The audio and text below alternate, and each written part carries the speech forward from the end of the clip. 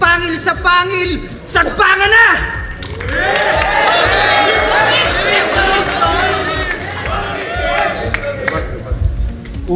Sisimulan ka ng ganito. Freestyle muna. Sino dito yung mga pumunta na naniniwala na kaya kong talunin ni Akata? Taas nyo kamay nyo. Diba? Hindi pa nagsisimula, nabali ko na yung paniniwala. Sa coin toss ako pinili nitong bobo na mama. Alam niya kasing sa battle rap, pre-battle ang aking panata. At the fact na pinauna niya ako, that means nag-iisip siya ng tama. Hindi ka baliw.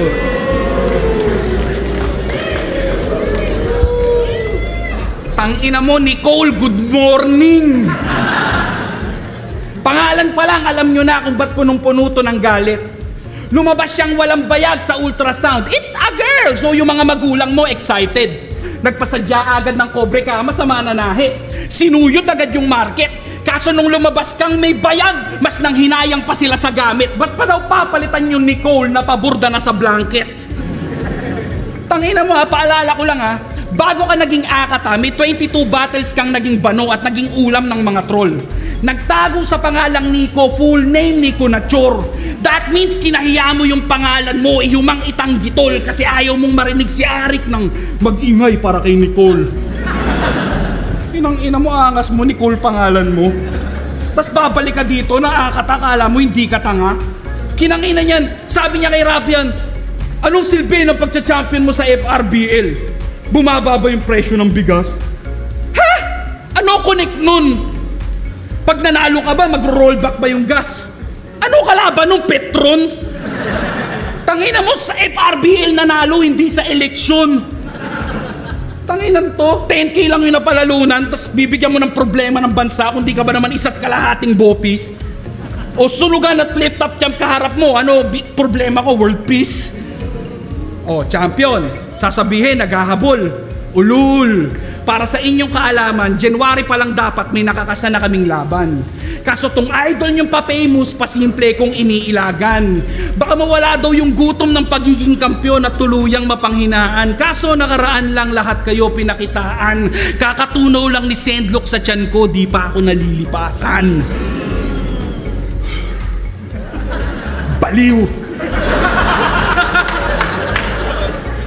Kinanginan to, kukumpara nyo estilo ko dito? Ano ba ginagawa nito?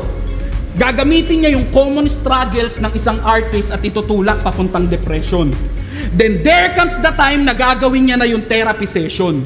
Then he will relate that sa common issues ng society, so basically he's using you as a weapon. Pinoprogram kayong maging victim to make you feel that you need that lesson. Shut the fuck up! Pag walang weakness yung kalaban, idadama yung anak, asawa, magulang, lahat ng pwedeng lumabas sa kanyang dila. Kung kailangan patayin, rapin, paulanan ng suntok at sipa. Alam niya kasi yung masakit at yun yung mismong nakakalungkot makita. Kasi lahat yun galing sa taong di nakaranas ng kumpletong pamilya.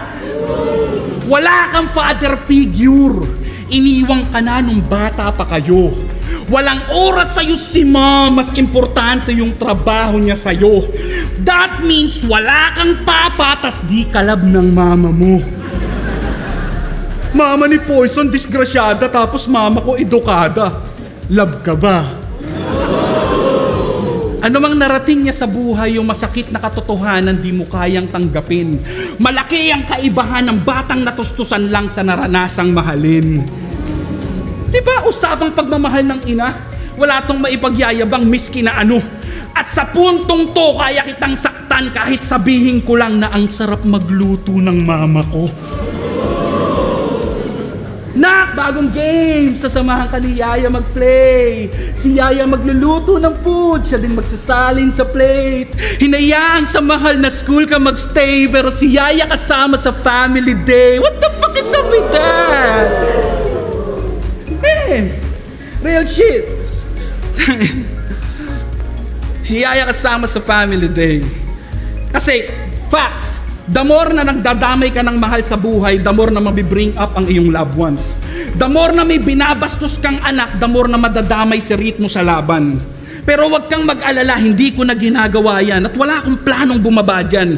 Sapat na sa aking makita kang nabubuhay na parang wala kang iniingatan. Sige, Hukayin mo yung buhay ko. Ano makikita mo? Usapang battle rap, sunugan at flip top ako may hawak ng kampyonato. Sabi mo, pangarap mo maging artista, ako gumagawa ng gusto mong trabaho. Sa labas nito, meron akong magulang na tuwan-tuwa sa mga ginagawa ko. Tahimik na pamilyado, asawa at mga anak na laging may laman ng plato. Ngayong ka-therapy session, tignan natin yung mga pinaggagawa mo. Subukan natin kung tatalab yan sa kontento at masayang tao, tarantado.